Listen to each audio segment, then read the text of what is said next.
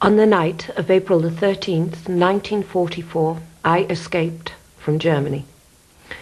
I had been hiding in Freiburg for nearly a year, forged papers, forged ration cards. And then some people I knew put me in touch with a courier. For a fee, he would help you to cross the border to Switzerland. He took my money. We walked, I don't know how long. I was close to collapse. And then he left me. He said, "Follow the stream. There's a customs house. There'll be no light, but you'll find it." I felt between two worlds. I'd lost all sense of time and place. I kept falling, but felt nothing.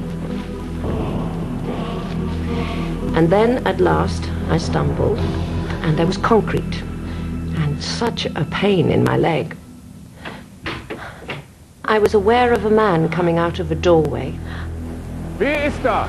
I asked him where I was. Bitte, sagen Sie mir gleich, wo ich bin. Seien Sie ruhig. Sie sind in der Schweiz. Warten Sie, ich komme. And he said, "You are in Switzerland, you are safe, it's all right, I'm coming."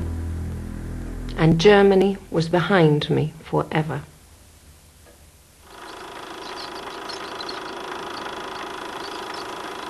This is the story of the Nazi persecution of the Jewish people, as told through the autobiography of one woman, Elspeth Rosenfeld.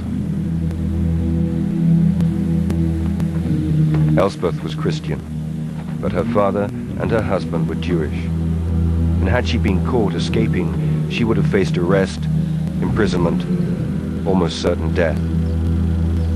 The fate shared by the many million victims of Nazi racism. Yes, please, as soon as you can. She's from Germany, I think. The customs man telephoned for a doctor, and he gave me some brandy, and then we waited. He's very busy, but he'll be here as soon as he can. And I don't know why, he didn't seem to want me to fall asleep, so he kept asking questions. And I found myself telling him everything. The whole story. Is it too painful to talk about? No. No, strangely, quite the opposite. Because, you see, to tell my story meant I was alive to tell it. It meant I knew how the ending went. And the ending was me, there, talking to this foreigner. For so many years I'd been terrified the ending might be quite different.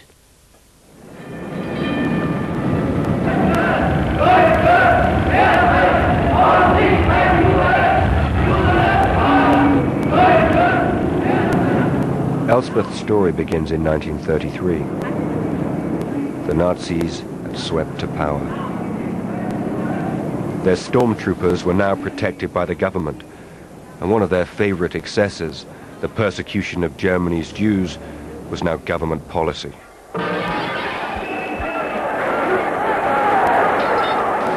There were arrests, beatings. Stormtroopers urged people not to shop in Jewish stores.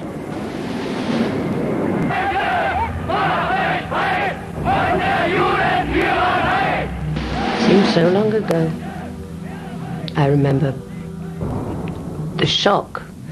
Yes, but this explosion of hatred, it was so overdramatic, I couldn't take it seriously.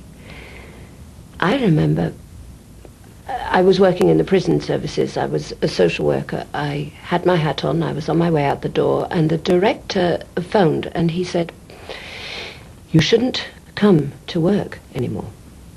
And I asked, "Why?" And he said, "You wouldn't be safe here anymore."